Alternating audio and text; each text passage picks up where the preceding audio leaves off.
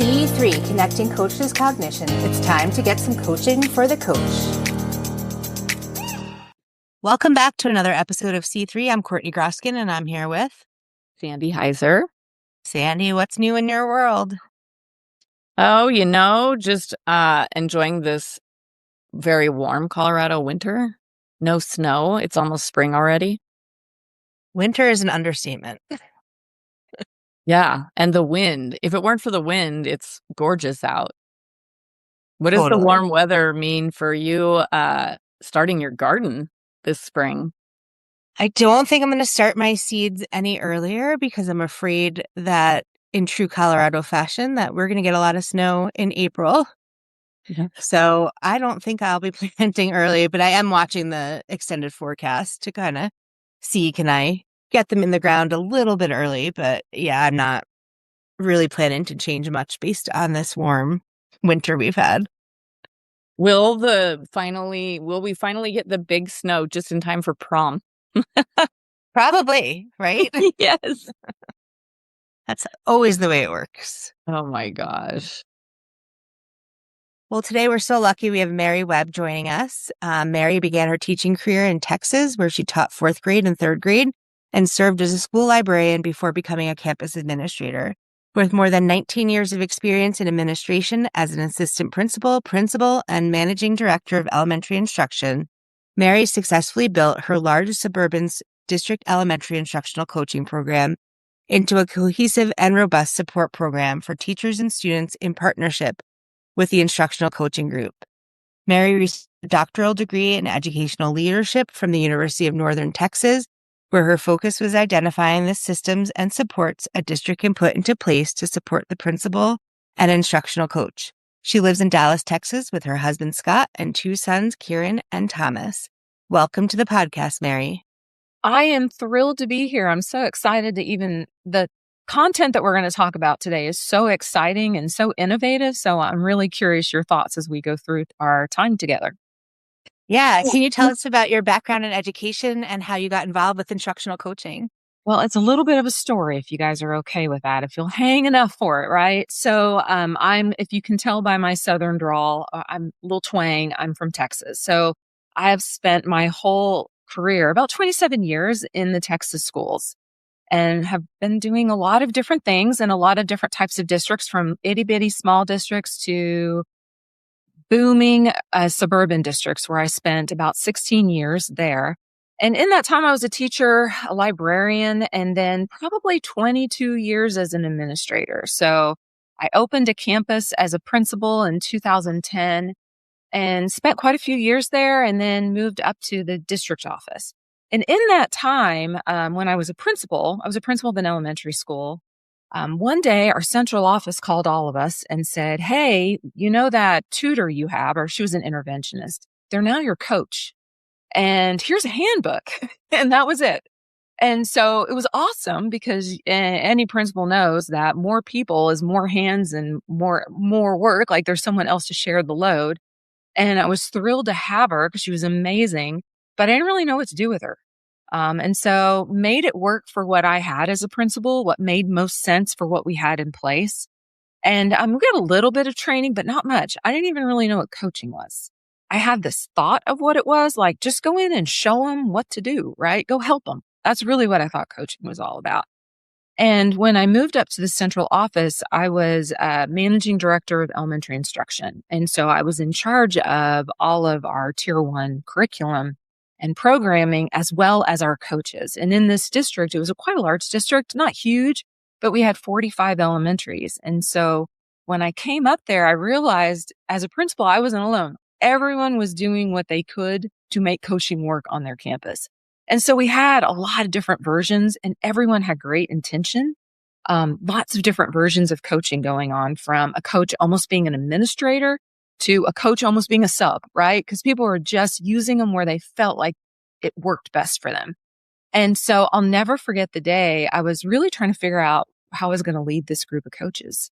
And I had an amazing group of coordinators that supported the coaches in my department. And one of them came to me one day, and she had this book called The Impact Cycle. And I was just really watching what was going on with coaching, trying to form a plan. And she said, I think you need to read this book. It just came out.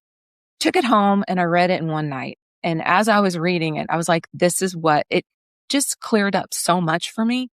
And I thought, this is what I need. And the next day I called the instructional coaching group and said, come and help me.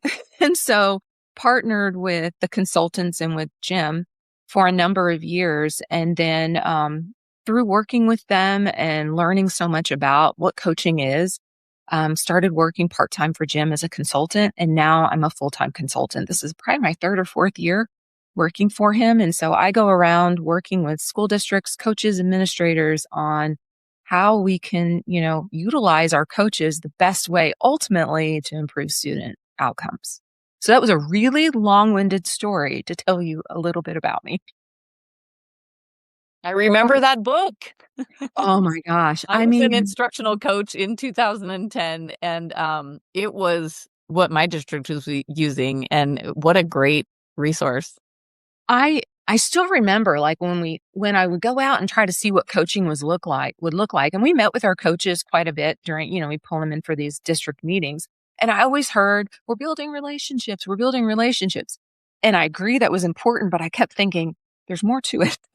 Relationships is like the foundation, but what's next? And so that book kind of put me into the, okay, here's how we take people through change. And yeah, it was one of those, when you think back to those pivotal moments in your career where it just answered a lot of things and moved you in a direction you never would have thought of. I feel like that day that I had that book and started reading it was one of those days.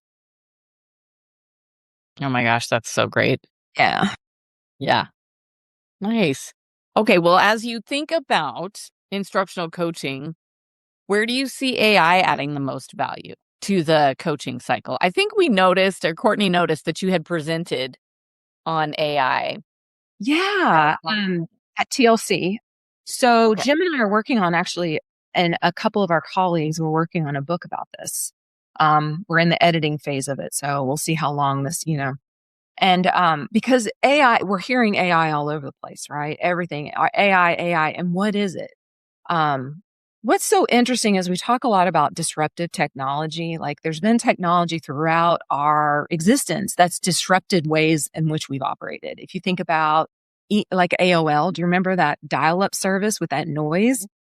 And then that opened the world of the internet to us. And then it even opened up the world of how we communicate through email. Like that was technology that really moved us in a direction, with our communication. So when you think about AI, it's another one of those moments of a little bit of disruptive technology here. And so we talk a lot about at the instructional coaching group about video recording is like the jet fuel for coaches.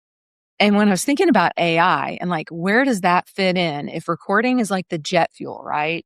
AI is really the navigation system. It can help you really start to see patterns, focus areas, get you really thinking about like, what direction do I want to go in coaching? It can help lighten that load for that coach and really give them a better direction. And so that's where I really see AI adding the most value is helping us navigate those conversations, navigate goal setting, and ultimately supporting kids. Nice. Yeah, I always talk about AI being a pendulum swing that we won't, like it's broken the pendulum off. Like we're moving at such a fast pace because we always see the pendulum come back in education. But I think these are one of the times where we can't, like it's just moving at lightning speed and we're just going to keep getting these new innovations based on AI. Yeah. And when you think about AI, it's not really about the tool. And that's what we have to be really careful about because that's where I was. I was like, how am I ever going to be an expert in AI? Because I'm not. And I think we have to be just resolute. We're never going to be an expert because every day AI improves and there's new features. And so I was talking to a colleague in California who's really adept into design thinking. And I was telling him, I go, I feel like if I keep going towards like what the tool is, I'm always going to be chasing a tool. And he's like, it's not that. It's about how does the tool support you in your thinking and you in your work? And so that's really changed my direction. It doesn't have to be that I'm an expert in ChatGPT or I'm an expert at, in all these, and I'm on the cutting edge of all of that because there's no way we're teachers. or in school, we really have to think about AI as how can it be a tool for me to support teachers and what thinking is involved in that, because that's what it's never going to replace is you as a person and your thinking.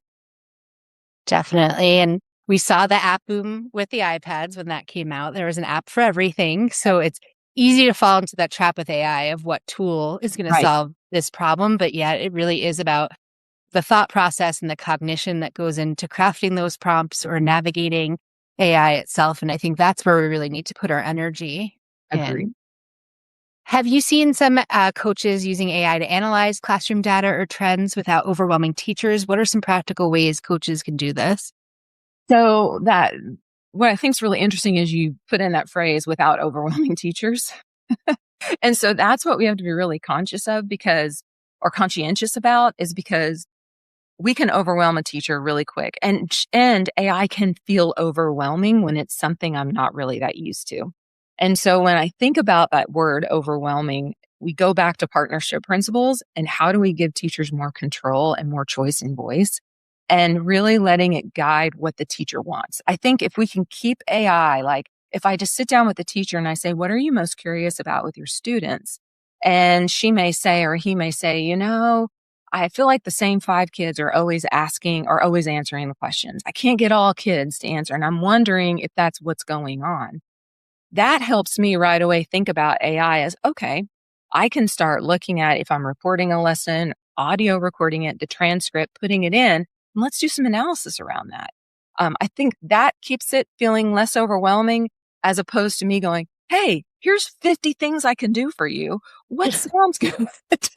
I could see their eyes getting really, really big and really scared. And so I think when we think about AI tools, we really want to start with the teacher and what do they want to know? What do they want to know? Not just about, really not about them. I always ask them, what do you want to know about your kids? Mhm. And so the AI tool can support you in that. I mean, it can do anything. It can analyze the way you ask questions. It can analyze student discussion, equity issues. Are all kids having opportunities, or is it just my GT kids are answering? So the types of questions you can ask AI and analyze in data is really endless.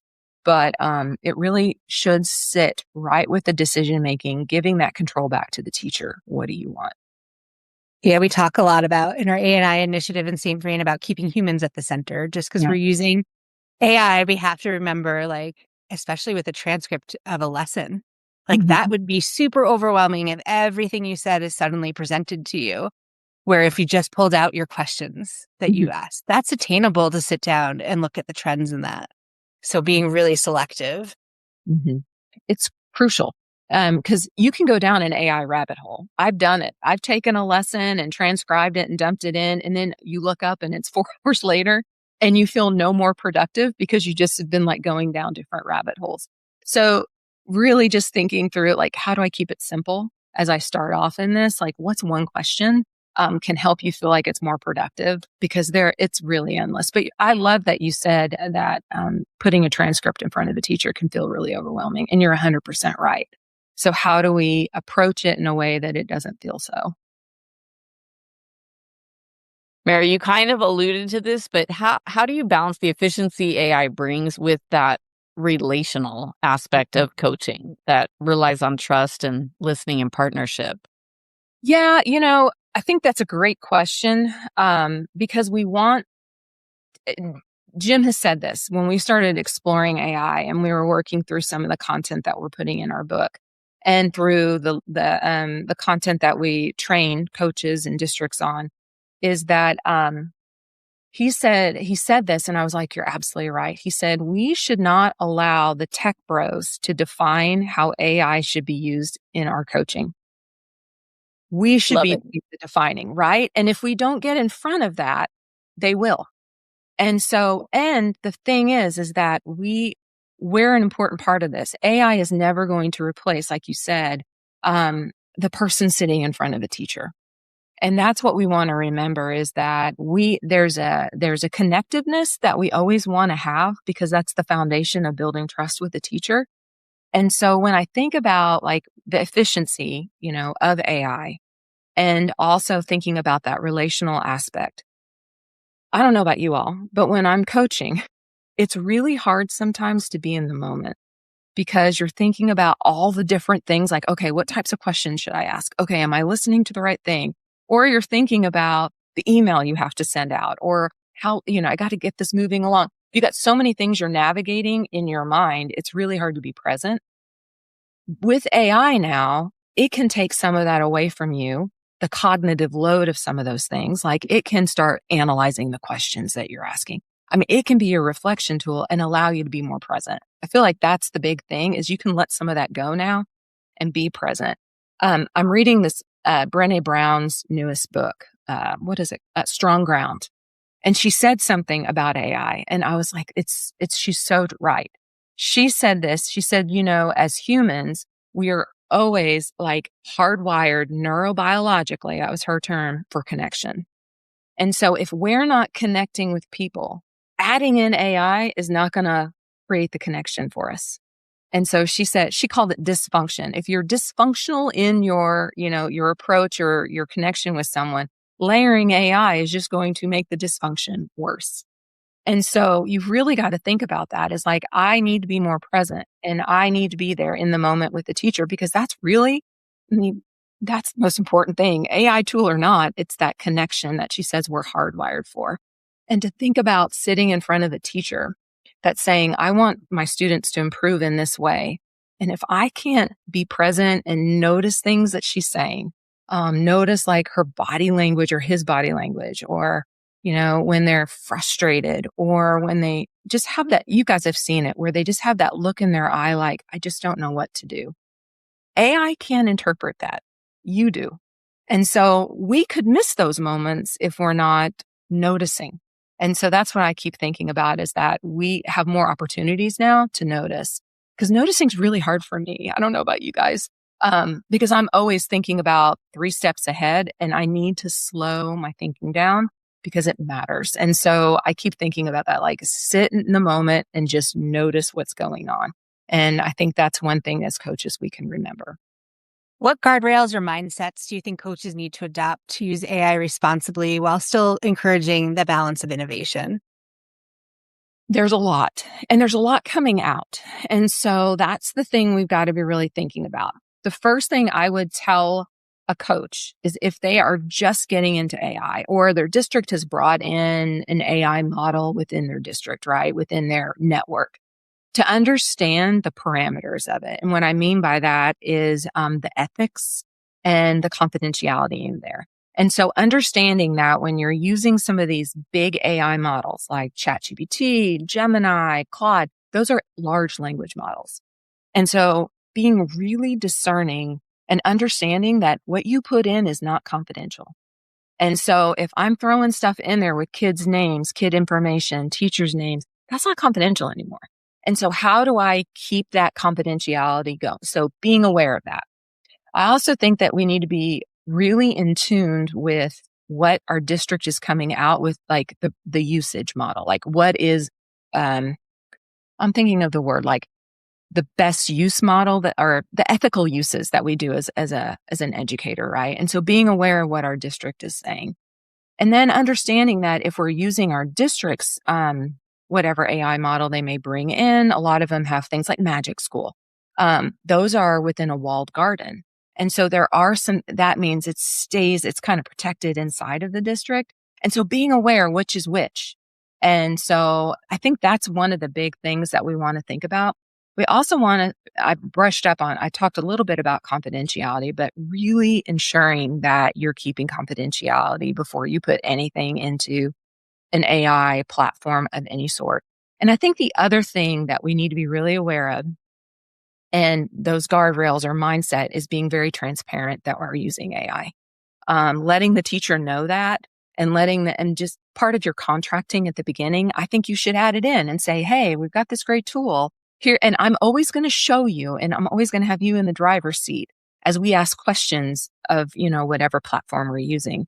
Because I would hate to think if you did that, if you didn't talk about that, and then you bring it in and put it in front of a teacher, kind of what you had said earlier, how that would feel as a teacher, like, oh, I had no idea you were doing that. Now I have a transcript in front of me and now you're like, do you see you lose that trust and you lose that with the teachers. So those are a couple things that I think a coach needs to remember and navigate, that AI is a tool, but we have to be really discerning in what we feed that tool, right? And being very transparent about it. It's almost as if you read our AI statement in St. Vrain. We have ethos, so ethical, human-centered, opportunity-focused, transparent, and safe. I love that. I'm going to email you and ask you to send that to me. I will definitely share. Oh, that's nice. Yeah. Because that hits all of that. So, yeah. And it comes with coaching questions too, but that's our framework to have conversations around AI. So, yeah, it's just evolving. And I don't want someone not being informed about AI and they're using it with the best of intentions and it go horribly wrong and it land on the news. That's the part, you know what I mean? And I just want coaches to be really aware of what they're using. I think we have to educate ourselves a little bit around what this tool is and what it isn't before we start really jumping in, because then unfortunately at times we can do something with absolutely no mouse, with greatest of intention, and it can go just awry. And we don't want that to happen and put people in those positions that they're feeling bad and they did something and they didn't mean to, and all that stuff. Yeah, agreed. Yeah. Can you think, Mary, share an example maybe of a coaching interaction or a workflow that was improved meaningfully through AI and maybe what you learned from it? Yeah, I was thinking about, I was working with a colleague. I'm going to share one of mine, and it's kind of a different one. It's not really a classroom one. It was more about a coaching conversation. Was doing it through Zoom and had the AI assistant up. You know, the AI assistant in Zoom just transcribes, right? But you can ask it questions. And so we were going through a process, and it was a colleague of mine, and they were really struggling with changing their thought process around something. And I was trying to find a way and the best questions to ask them to help them in their thinking, because they were really struggling with it. And so as I was in that moment with them, I thought, I'm going to pull up this AI assistant and see what it will do with me. And of course they knew it was there. They knew it was there. We talked about that. And so I started asking questions of it. I said, which of the questions have I been asking and where can I nudge them further? And so it was kind of dialoguing with me a little bit as I was in this conversation with this person. And what was even cooler is after the conversation happened and we kind of got to a good direction and a good place, I pulled it up and we talked about it. And I said, I even asked the AI platform, I said, where did you see their thinking change and shift? And it identified it in the conversation. It was pretty cool. Yeah. And it was a great tool for me and also for my colleague. We sat there and talked about it. And he's like, oh, I noticed when you asked that question. And I wish you would, it was a real growing experience for me and for him. I know that's a little bit different than an example in a classroom, but I think it's something as a coach, we need to be using it as a reflection tool as well. And it was super helpful. And it was so fun because he was a little hesitant, no lie, on AI. And so when I brought that up, he was like, I can't believe it just did that. That is the coolest thing. I didn't even think about how it could support me in my growth. And so it was a really neat conversation to have from that and great learning for both of us. Oh my gosh, I bet. Yeah, it was pretty cool.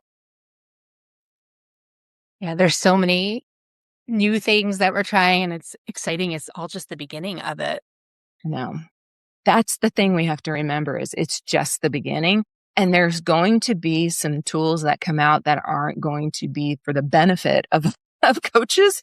And so we want people to always remember that it's the connection and it's the humanness of coaching that moves teachers through a change process.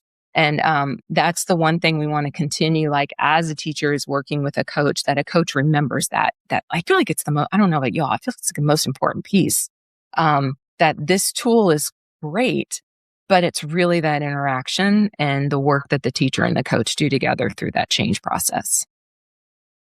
Definitely. Well, we're going to move on to the rapid fire portion. Oh, okay. I won't pull out my stopwatch. What's one strategy every coach should have in their back pocket? Okay. In relation to AI, I'm thinking about a coaching, a tool for coaches. Is that okay? So I'm thinking that you brought this up, Courtney. You said prompting. And if we're going to be using AI in an effective way and not going through rabbit holes or deciding like, oh, that's not what I want. That's not what I want. That's not what I want when it's spitting things back at us, we have to learn how to effectively prompt an AI system. And so as a coach, if you're just starting to dabble into AI, start looking at prompting. What's a good prompt? Practice with some prompts. Look for prompts around instruction strategies. Look for prompts around like high leverage, or data collection. What's a good prompt around goal setting, like with our peers' goals? So I hope that answers your question when we talk about a strategy, but I think prompting is the biggest one right now in relation to AI.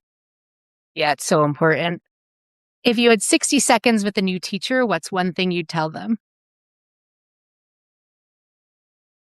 If I had the beginning 60 seconds, I think what I would really I wouldn't even have an AI tool up, to be honest. I would really talk about what my role is.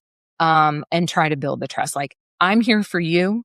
I'm not here to fix you. I am here to partner with you and really try to start working for them to see that I notice them and that I'm their partner.